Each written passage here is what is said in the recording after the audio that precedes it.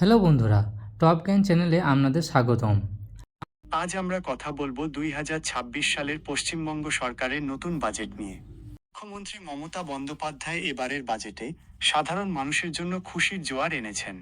লক্ষ্মীর ভাণ্ডার থেকে শুরু করে বেকার যুবক যুবতীদের জন্য নতুন প্রকল্প, কারা কত টাকা পাবেন এবং কাদের পকেটে সরাসরি সুবিধা আসবে, সবকিছু জানাব আজকের এই ভিডিওতে।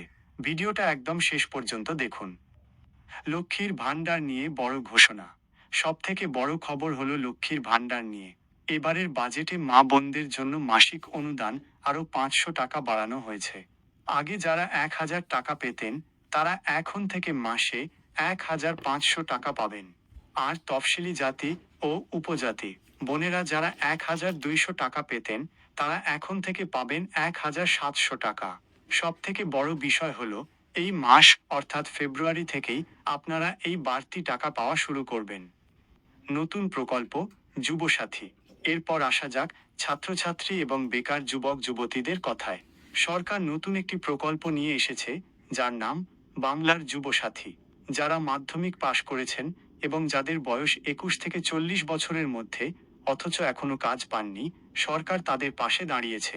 এই প্রকল্পের মাধ্যমে যোগ্য প্রার্থীরা প্রতি মাসে 1500 টাকা করে বেকার ভাতা পাবেন। চাকরি না পাওয়া পর্যন্ত বা সর্বোচ্চ 5 বছর এই সুবিধা পাওয়া যাবে। সরকারি কর্মী ও অন্যান্য সুবিধা। শুধু তাই নয়, রাজ্য সরকারি কর্মীদের জন্য 4% ডিএ বাড়ানো হয়েছে। পাশাপাশি আশা কর্মী, অঙ্গনওয়াড়ি কর্মী এবং সিভিক ভলান্টিয়ারদের বেতনও মাসে 1000 টাকা করে বৃদ্ধি করা হয়েছে। এছাড়া যারা ডেলিভারি বয় বা অনলাইন ক্যাবে কাজ করেন, সেই গিগ ওয়ার্কারদের জন্য এখন থেকে স্বাস্থ্যসাথী কার্ড এবং সামাজিক সুরক্ষা প্রকল্পের সুবিধা দেওয়া হবে। তো বন্ধুরা, মমতা সরকারের এই নতুন বাজেট আপনার কেমন লেগেছে? বিশেষ করে লক্ষ্মীর ভাণ্ডার এবং যুবসাথী প্রকল্প নিয়ে আপনার মতামত নিচে কমেন্টে অবশ্যই জানাবেন। আর এই ধরনের ভিডিও সবার আগে পেতে আমাদের টপ জ্ঞান চ্যানেলটিকে সাবস্ক্রাইব করে রাখুন। আমাদের এই ভিডিওটা ভালো লাগলে অবশ্যই একটা লাইক করে দেবেন।